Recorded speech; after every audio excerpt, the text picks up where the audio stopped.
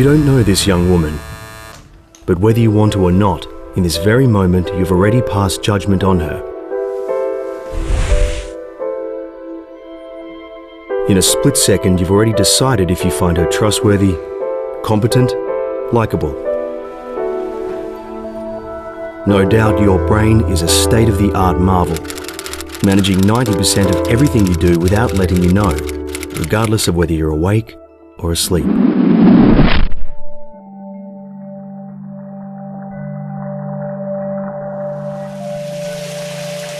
When you think you have an idea, your brain has already had that idea.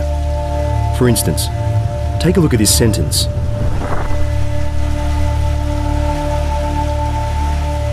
Can you still understand this alphabet soup? Most people can.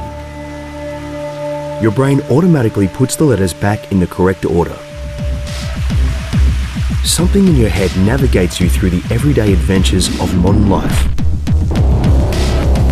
Something that decides things for you before you can think about it. Because your brain is always on automatic. We're driven by our unconscious mind. Isn't that the interesting thing? So much of what we do is unconscious.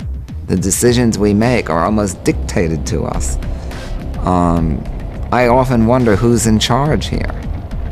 You know, who's running the show? How much control do we really have? Unconscious influences are there everywhere.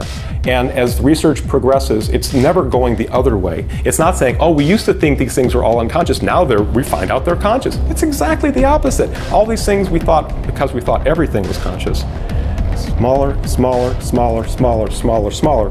It's become the incredible shrinking little man in the head. There's all sorts of gaps in our perception and outright confabulations that our brains are making for us in order for us to exist, because it's easier to do that than actually to try and make an accurate representation of the world. It's faster and easier for us to estimate what the world's going to look like because it usually works just fine. However, some people are out to fool us on purpose. People like Apollo Robbins, a magician, and the gentleman thief of the desert town Las Vegas. Apollo not only deceives our eyes, but more importantly, our brains.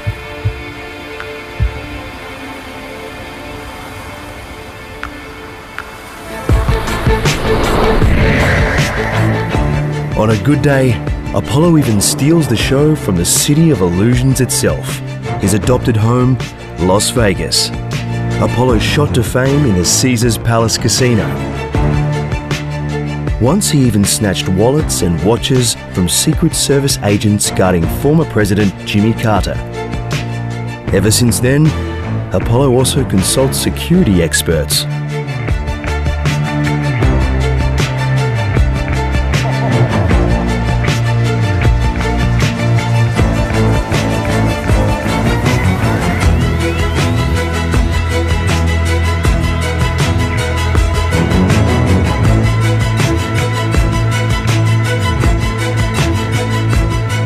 Magicians like Apollo Robbins take advantage of our automatic mode that otherwise, like an autopilot, navigates us smoothly through life. Magic is about what's happening inside the head. It's about how you manipulate the attention. It's about how that can be taken advantage of, how you can take people on this journey. If you watch my hand right now, you see that my hand is very clearly empty. I don't reach up with another hand, yet now I have a coin inside the hand. That means you just made a false assumption about something about my hand. What you are as a human is a bunch of electrochemical signals going around a bunch of circuits inside your brain. There's no windows in your skull. Okay? The only way you get information in is through your sensory systems, from your memory, or from your cognition, that is, you making it up. Okay? So what these electrochemical signals see about the world are other electrochemical signals coming in from other systems that form this grand simulation of reality around us. So, you know, it's not that the world around you isn't there, it's there, but you've never lived there. Okay? You've never even been there for a visit. The only place you've ever been is inside your mind.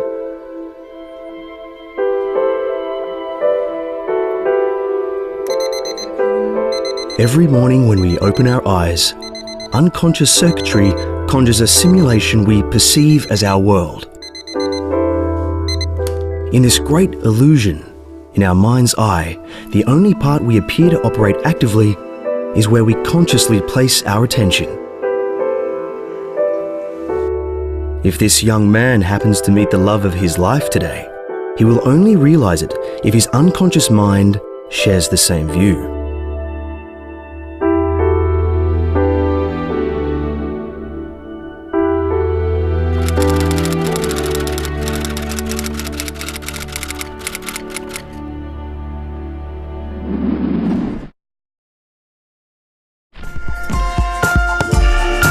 Do you know, for example, how exactly you brush your teeth? No. Your brain attends to such routine things without even bothering you. Your consciousness only switches on for new or important things.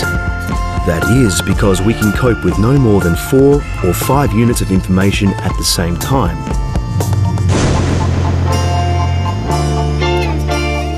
For those who don't want to believe this, American Clifford Pickover has invented the perfect test. Pick one of the symbols and count how many times it blinks.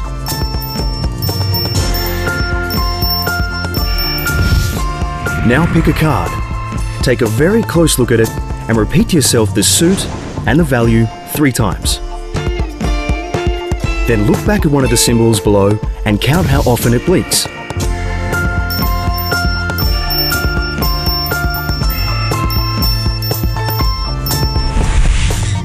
And now, have a look. We removed your card, right? A miracle? No. We just replaced all the cards. Here are the originals. You simply didn't notice because your working memory was overloaded. Suppressing those things in front of us that we don't pay attention to is something that we do all the time. And most of the times we do it unconsciously. We don't realize that there are huge portions of the world that we are turning invisible by the very act of paying attention to a particular object or a particular task. Deciding on the right clothes for the office may appear trivial. However, unconscious circuitry in our heads will always have the last word. Scientists estimate that these circuits can simultaneously process 200,000 times more data than the conscious mind. That's because our conscious mind is limited to the cerebral cortex, a wrinkled layer just 1 millimeter thick that wraps around your brain like a bathing cap. About 15 billion nerve cells can connect to activate new networks in fractions of a second. However, the fireworks of conscious thinking devours up more energy than the muscles of a top athlete, which is why our brain normally tries to do without our conscious mind. The brainstem regulates vital bodily functions like breathing and heart rate. The cerebellum coordinates all motoric routines like walking or grasping. And the limbic system knows us better than we know ourselves because it regulates everything that we feel. And this unconscious filter, the thalamus, is in charge of deciding what is new and important enough to share with us. That's why our brain always seems to know more than we know. Perhaps that's the reason why we have so little influence on that which we are and what we do, and even on what we wear.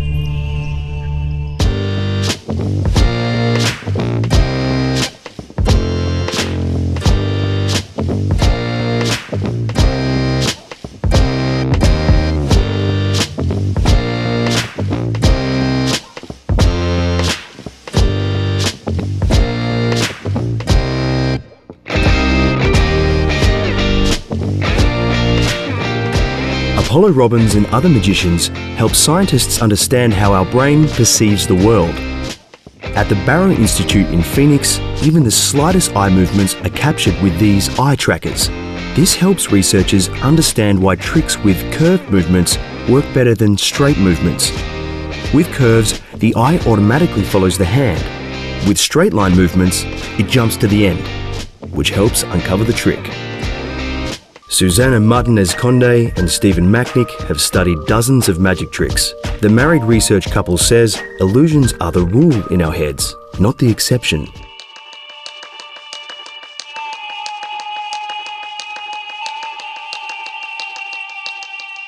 Magic Tony from Phoenix is a part-time magician, but also a postgraduate in psychology. That's why he sometimes performs in the lab. Test persons follow his tricks with up to 1,000 eye movements a second, and yet they still don't notice how they're being cheated. Tony purposely diverts their attention.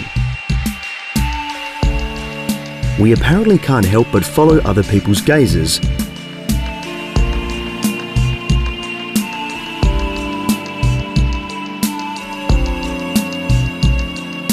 So magicians may use explosions or things like that in order to cause distractions at times, but for the most part they use very specific tools in order to control exactly where someone will be paying attention so that they can do something somewhere else. Even if our eyes happen to graze the hidden movement, we look, but we don't see the trick. Because our brain suppresses everything that's not in the spotlight of our attention. And in the shadows of the supposedly irrelevant, Tony moves the coin with a magnet under the table.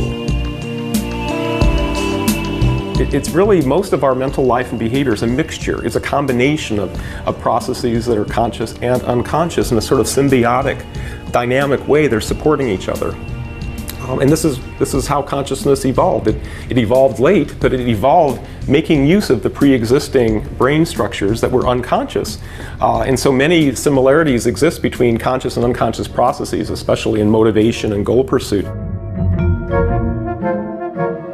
The Bing Nursery School, a kind of research kindergarten for the elite Stanford University near San Francisco. The marshmallow test was invented here in the early 70s and is still one of the most important studies about self-control and motivation. We brought the test back to life with kids of today, putting these 4-year-olds in a sticky situation. So in this part of the game, we're gonna have 2 plates here. And look, 1 and 2 marshmallows there. Do you prefer 2 marshmallows or 1 marshmallow? 2 marshmallows. 2 marshmallows, okay. 2. You don't want 2? Okay. 2. 2 marshmallows, okay. What's gonna happen is that I need to go do some work outside. But you can always bring me back by ringing the bell, remember? But if you do that, you can only eat 1 marshmallow. If you wait for me to come back all by myself, then you can have 2 marshmallows. Okay. Okay. And there's no right or wrong way to do this. You just choose what you want to do, okay? I'll see you later.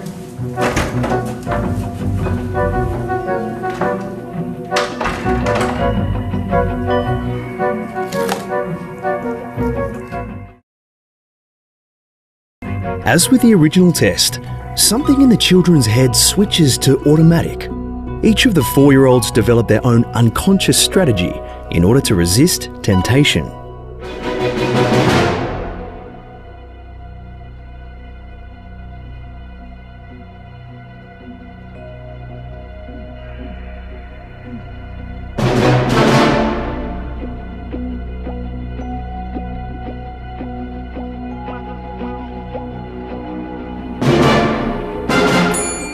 In the 70s, scientists had no idea what caused some children to give up and others to stick it out.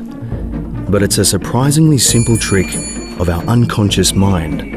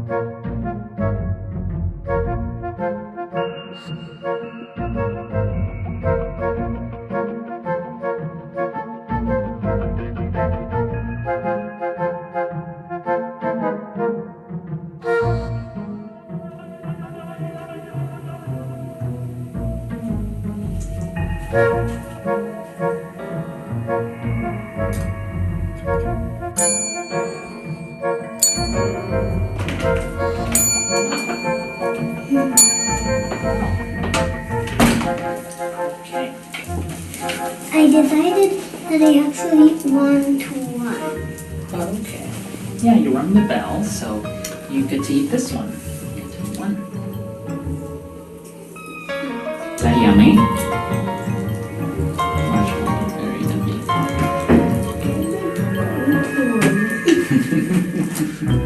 The conception of willpower as a stoic thing where you essentially bite your lip and you're just going to will it and make it happen is a terrific way to have resolutions that don't work out.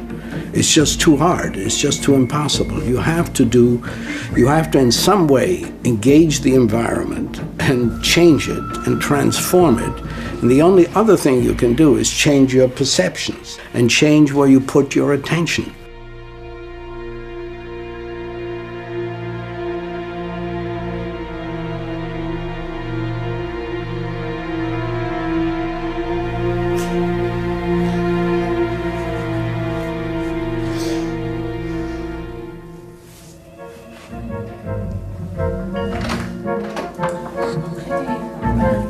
Today, the preschoolers tested in the early 70s are over 40 years old. From ongoing interviews, researchers found those who at the age of 4 were able to wait went on to have better results on college entry exams, earn much more money, have happier marriages, and are healthier than those who immediately devoured the marshmallow.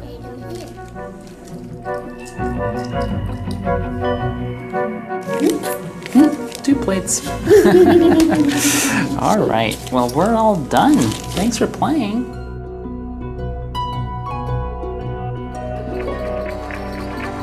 Most of the time it works just perfect for us when our automatic brain attends to everyday routines. That's why we can eat, descend the stairs, and read the newspaper all at once. Our unconscious tells us what we want for breakfast and whether we'd rather have coffee or tea before we even think about it. It analyzes spectacular amounts of data in milliseconds. It's far more complex than any deliberate decision of the conscious mind. But we don't notice this ocean of the unconscious because it is only conscious thinking that taxes us, and this makes us believe that our intellect rules the world.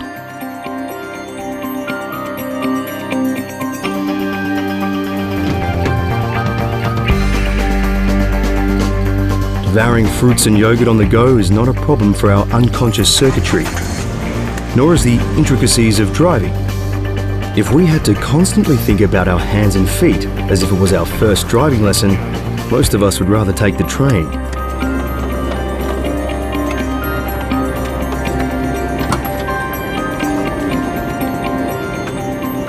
Did you know that accidents with cyclists happen less frequently in cities with lots of cyclists? The more often we are confronted with them, the better our autopilot can deal with them.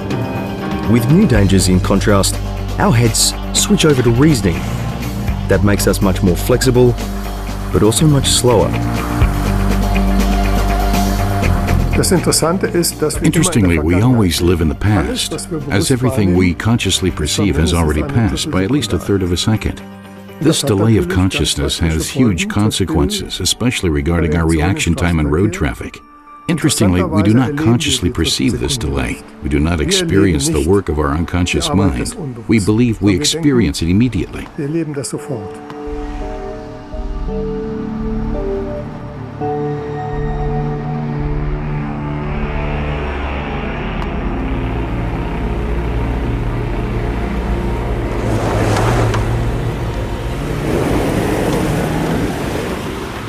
Whenever we look at something, a bundle of light rays passes through our pupil and hits the retina of our eyes.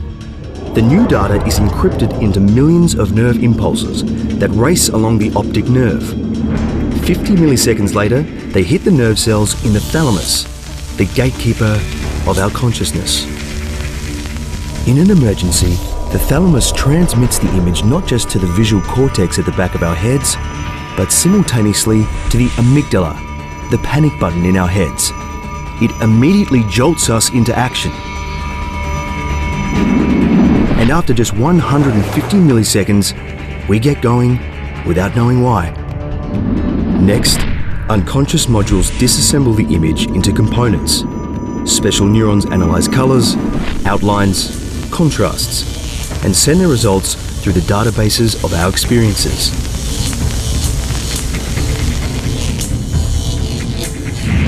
From the visual cortex at the back of our heads to the frontal lobe, here, in a flash, all bits and pieces are reassembled to a meaningful image and transmitted back to the visual cortex. Now, from this moment on, we can consciously see the image. A child running after a ball out onto the street, pre-evaluated and projected 300 milliseconds into the future. Which is the simple reason why Martha is able to catch the boy in the nick of time.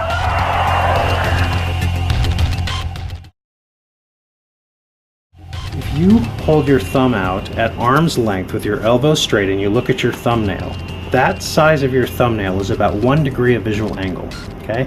That means if you had 360 thumbs, it would make a circle around your head. Now that 1 degree of visual angle is the size of your fovea. That's the part of your retina where you can see. Everywhere else, you're essentially legally blind. In general, the most important means of our perception is our memory. 99% of what we see is projected from our memory, and only 1% is added by our sensory organs. Our brain can falsify information that comes onto the retina. It can falsify it. In other words, if we can override what is really out there and impress what we think should be out there. That's the way it works. It's very powerful. Let's take a look at Leander and Raphael. The two students are wearing similar clothing, have a similar stature, but are different enough to tell apart. Do you think you would notice if Raphael started a conversation with you and in the middle of it was replaced by Leander? Yes? Then take a look at the test devised by American psychologist Daniel Simons. Excuse me, I'm looking for a Volksbank. Sorry? Volksbank. I'm looking for a Volksbank. Volksbank? Yep. Yeah? Let me think. Where is it? It's almost slapstick here. Yeah, there is one around the corner, up at Market Square. Excuse me, I'm looking for Silver Street. I don't have a clue where I am. So could you show it to me once again? You gotta walk up Helweg. Down there? And there, to the left. Down there and then left. All the way up Helweg. I'm looking for Silver Street. Do you know where it is? Silver Street. Silver Street. So, do you know... Yeah, let me see. We're here. That's where you want to go. Is there a Volksbank somewhere here? Yep. I have a map here.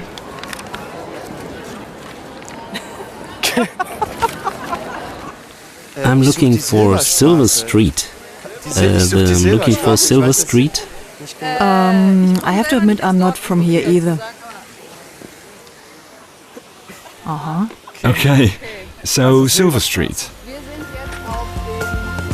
In case you think we faked this experiment, it first took place on an American university campus in 1998. It has since been conducted countless times, and in all the tests, more than half of the people approached didn't notice anything at all.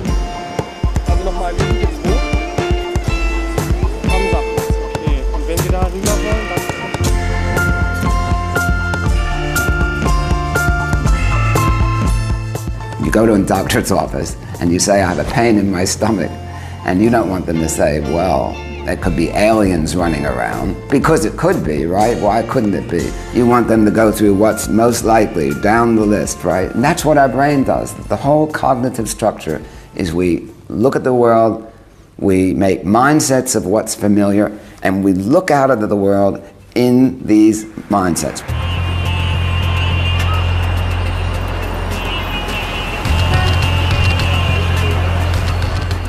Our world is getting more and more complex.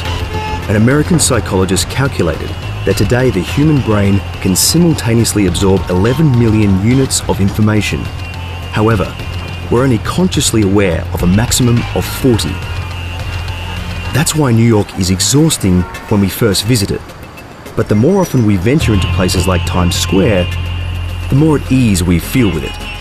That's because we shift to autopilot, and our brain fades out what is considered irrelevant or familiar.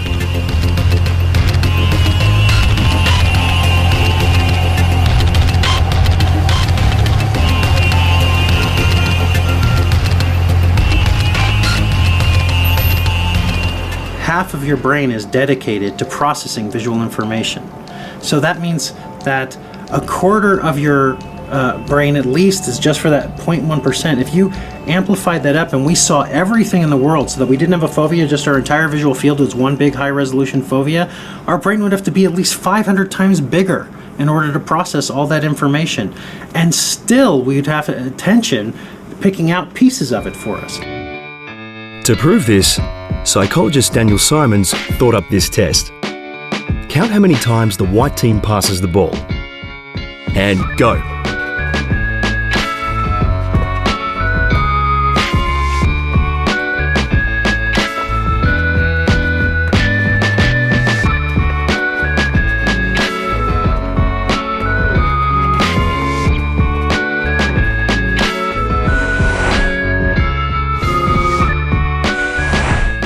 Even if you did happen to notice something, half of all test persons overlooked the gorilla.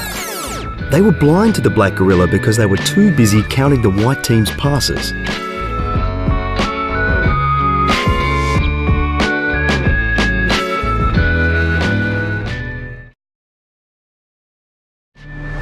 Our brain decides which information is new and important enough without us even knowing.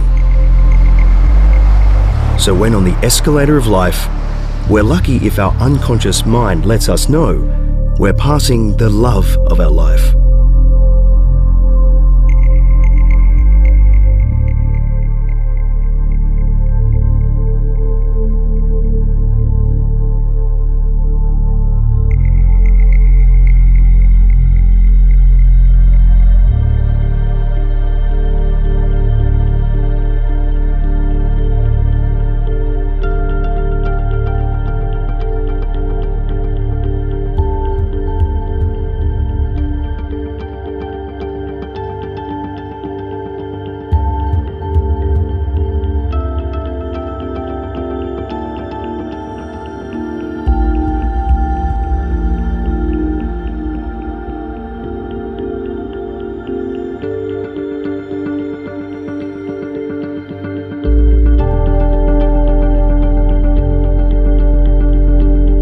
What the unconscious specializes in is the present.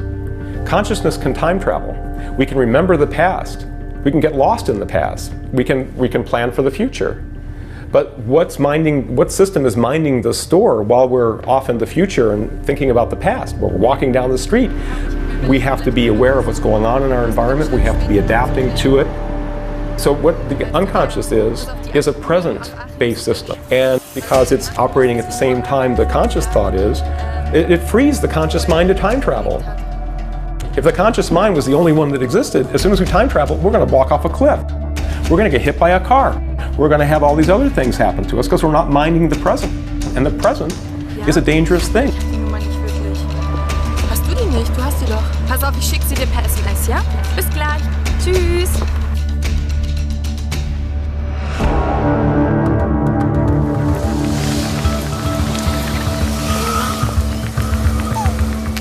It is our autopilot that decides what is important and what gets ignored. That's why we don't notice that our brain blanks out the grip of our sunglasses as long as they don't move on our heads. We get so used to them, we even have to check to make sure they're still there.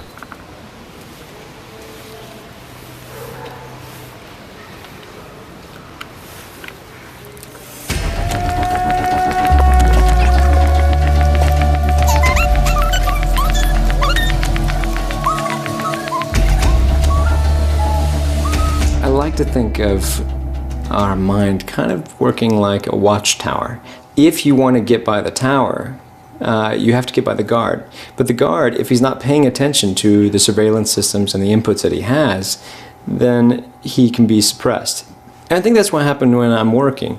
I'm trying to get people not to pay attention to what their eyes are telling them or what their ears are telling them. Now you have nothing in your hand besides just the watch you're wearing. Yeah. Now, do you think it's possible for me to steal that watch without you knowing? That's good, because if I told you, that'd be rather foolish for me to do before I tried to do it. Make my job a lot harder. Now, what time do you have right now? Got 11:03. Okay, so instead of taking your watch, I'm going to give you something of mine. I'm going to try to steal it away from you. This is mine. It's worth about $50. It's a silver coin. Squeeze it in your hand. Does it feel like it's in your hand? Yeah. Would you be surprised if I could take it out?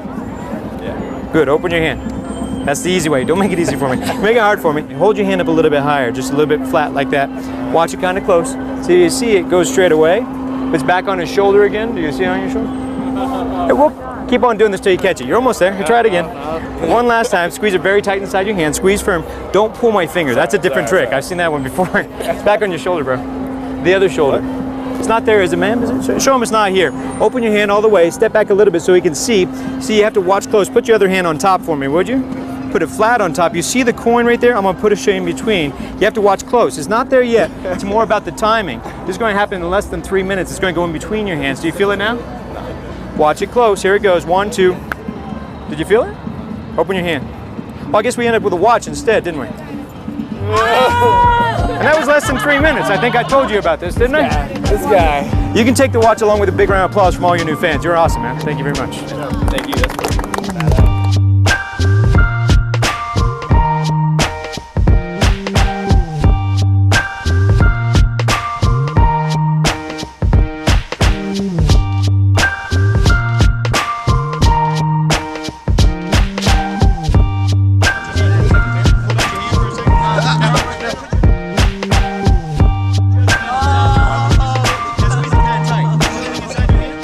My wrist, squeeze kind of tight, just see it go.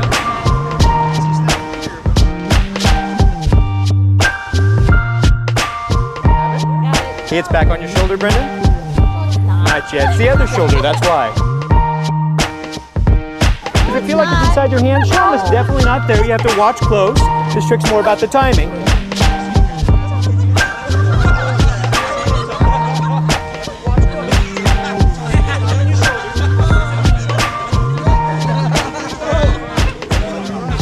Everybody can see pretty well. And I'm just going to loosen you up a little bit. You're okay there? Good looking. Right. Yeah. That's good. Does that feel about right? Yeah, real good. All right. So now put this in between your hands. Squeeze kind of tight. Okay. Just a little bit like this. Is the top button done on your shirt there, man? No. And this is your watch, isn't it, man?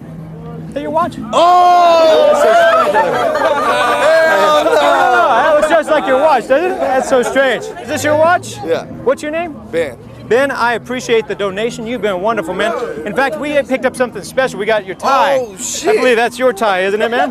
Right. Sorry about that. Let's put that over your neck. All right. And in fact, we all got together to pay you for your time. I believe this is your cash. Was that your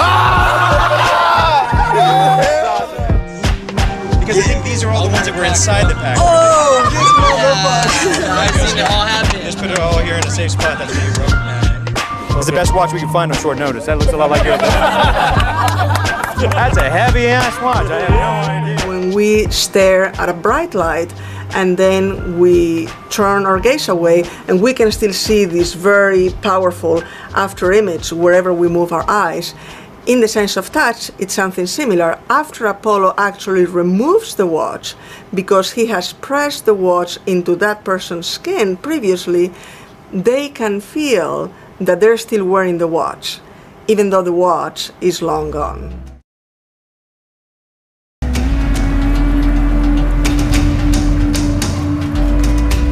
We can dreamwalk effortlessly through our world only because every experience leaves an imprint in our unconscious memory.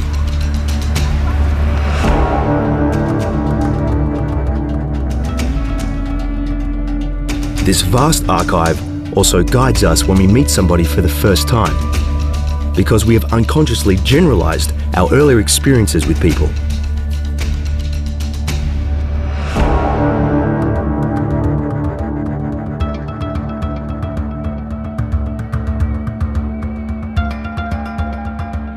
Less than 100 millisecond exposure to a face, novel face you've never seen before, is sufficient for people to make all kinds of decisions, like whether the person is trustworthy, whether the person is competent. It's not the case that this inferences are necessarily accurate, but we nevertheless do them very rapidly. Alex Todorov has shown countless photos of faces to test subjects. His studies prove we pass judgments on faces so rapidly, our conscious mind doesn't even have time to get involved. We underrate baby faces as incompetent but trustworthy. And we classify closely set eyes and a square chin as aggressive. When our reasoning eventually kicks in, we only get more confident in our assumptions, even if we are apparently wrong.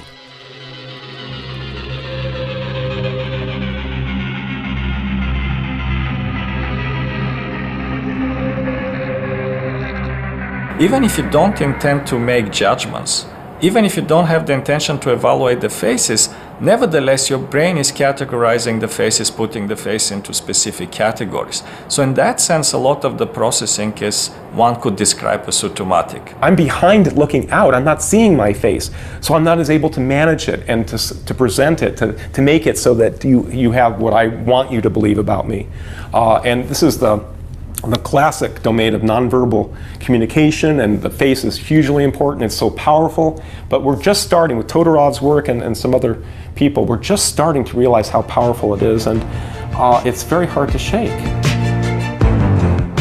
For decades, scientists have tried to develop a software capable of what we do without effort, recognizing and interpreting faces.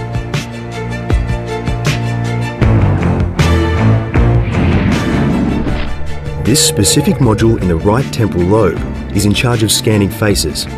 It takes only fractions of a second to match a face in front of you with your internal database of faces. Provided that the emotional records department in our insular cortex has marked the face with an emotion. Sometimes, we even recognize a face we've seen only once.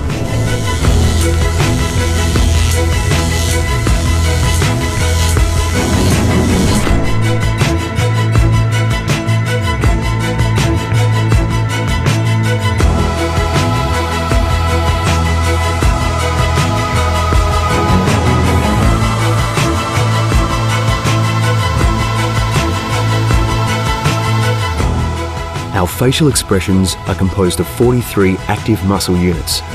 If we look at all the possible combinations, it adds up to 3,000 meaningful facial expressions.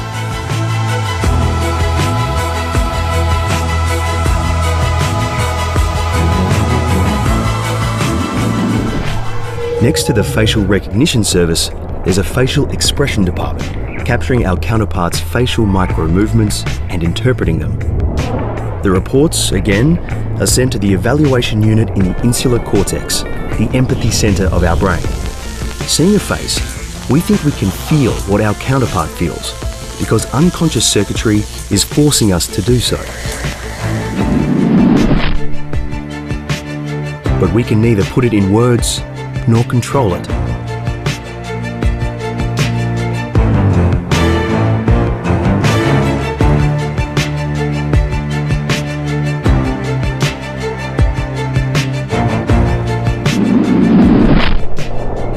Anything that doesn't have a face is processed by the object recognition unit, coloured blue here.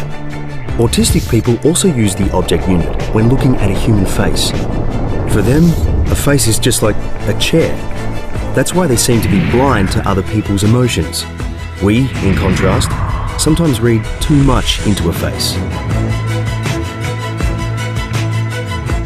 We have done some studies trying to predict political elections from facial appearance, and generally you can predict about 70% of the elections based on a single glance at a face. And these are judgments of people who don't know that they're looking at politicians at all, so they're not familiar with the faces. Our faces decide how others perceive us, whether we win or lose elections, get hired for a job, go on that first date. And our friends decide how we move. Studies of American college students revealed that female friends needed just a few milliseconds to unconsciously align their movements and gestures with one another.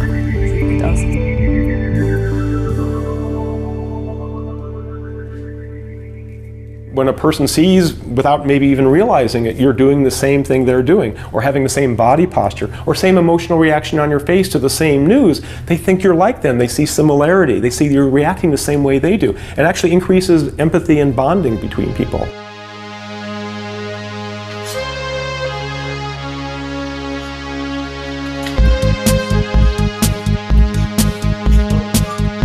Unconscious circuitry is also guiding us when we're out shopping. It tells us what we should buy and what we're willing to pay for it. Researchers discovered that credit cards sidestep the alarm system inside our heads.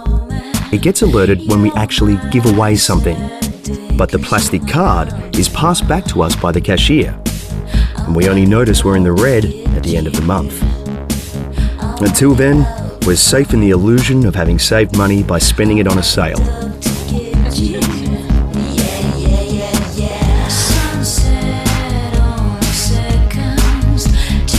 We experience illusions all the time.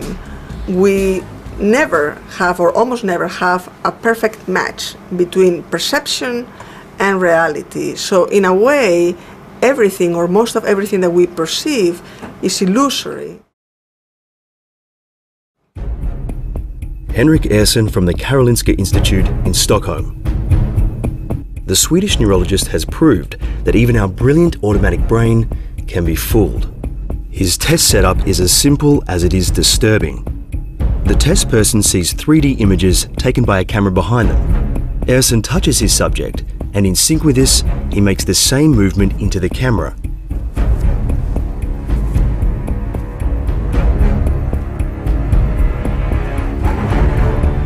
It may sound incredible, but the touch and the 3D image are apparently merged by our unconscious into one. And even if the test subject's conscious mind clearly recognizes the illusion, the sensation still cannot be denied.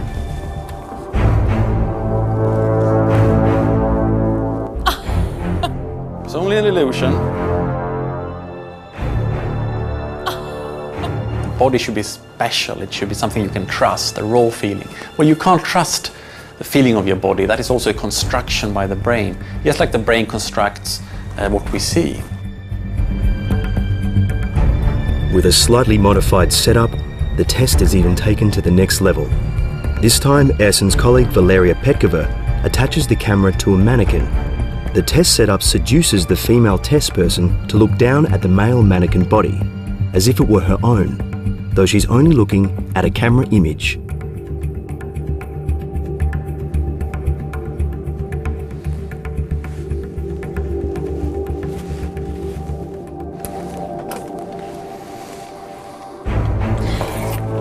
The stronger a subject reacts to touch, the more perfect the body swap works, no matter how absurd.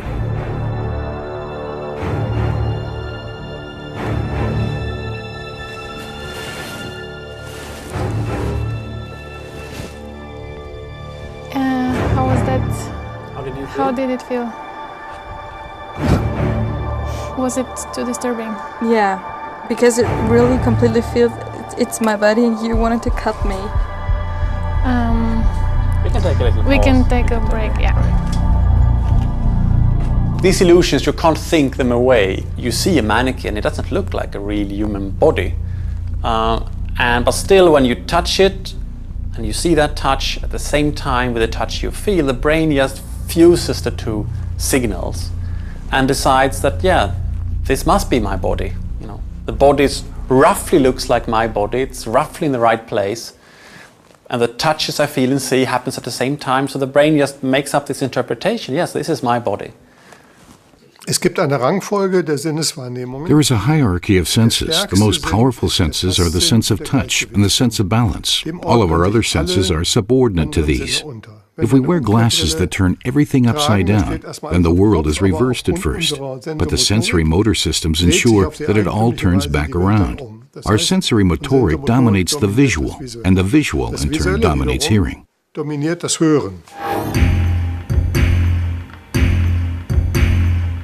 Don't believe it?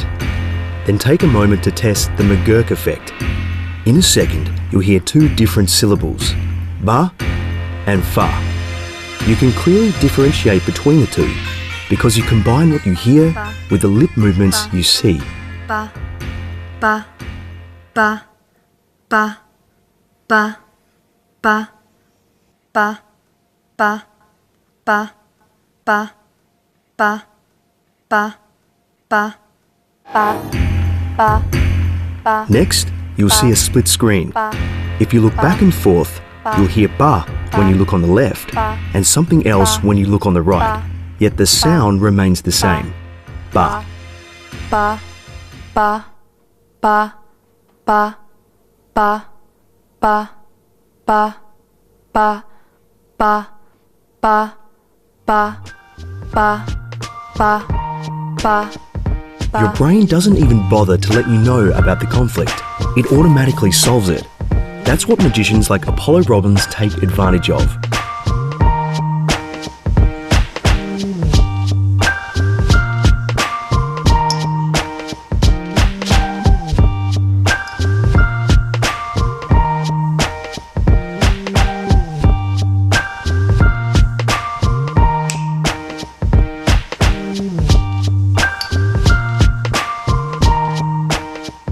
You wouldn't even uncover Apollo's trick if you rewound the film.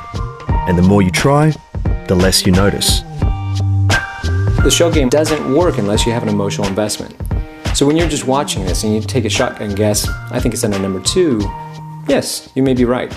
But if you have a vested interest, where there's money on the table, you're going to prioritize where you choose, and that's where you can be taken advantage of. It's no wonder our first rendezvous gives us butterflies and makes us anxious. In milliseconds, our brain scans things like ratio of hips to waist, the colour of the eyes, facial symmetry, and fragrance of the body, which in turn tells our subconscious whether our immune systems are a match.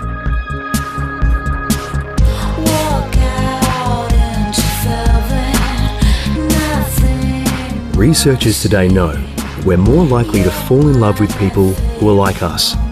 We even tend to fall for partners with the same width of the nose, and for those who are roughly as smart as we are. 90% of our emotional communication is non-verbal, and the more a person imitates subconsciously our gestures and facial expressions, the more we like that person. It goes so far that we even tune into the same rhythm of breathing when we're speaking to a person that we like.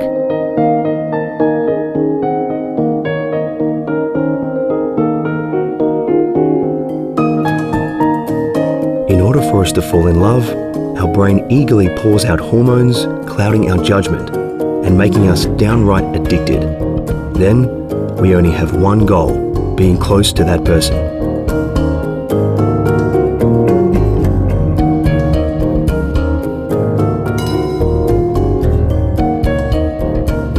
Contrary to popular opinion, men fall in love more quickly and more definitively than women.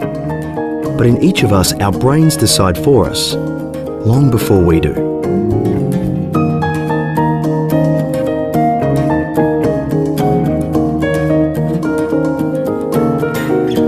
That's why there's an automatic error monitoring system in our heads that registers every mishap before it occurs.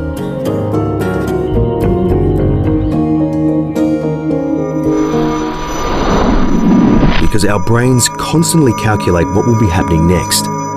If the motion detectors of our cerebral cortex register minor deviations from the plan, our unconscious alarm systems start up. The motivation department chokes the release of dopamine, the messenger substance anticipating all good things in our lives. The drop of dopamine is registered by the nucleus accumbens, a tiny interface constantly calculating what will make us happy or not. So before any mishap occurs, it alarms the ACC, a sort of fire alarm for our cerebral cortex. This in turn triggers a voltage drop within the conscious brain that jolts us awake 0.3 of a second after the first alarm. Errors feel bad for our brain. That's why we learn from them.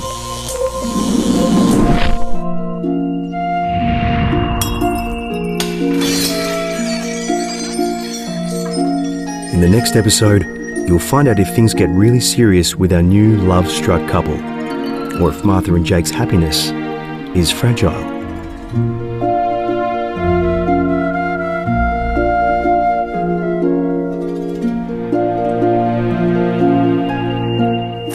you look at someone, a potential partner, and you're integrating all kinds of things, the way she speaks, the way she looks, the way every little motion is immediately integrated in some giant calculation saying, acceptable, like her. And, I find that interesting. You meet someone on the train and they're your partner and 1 week later.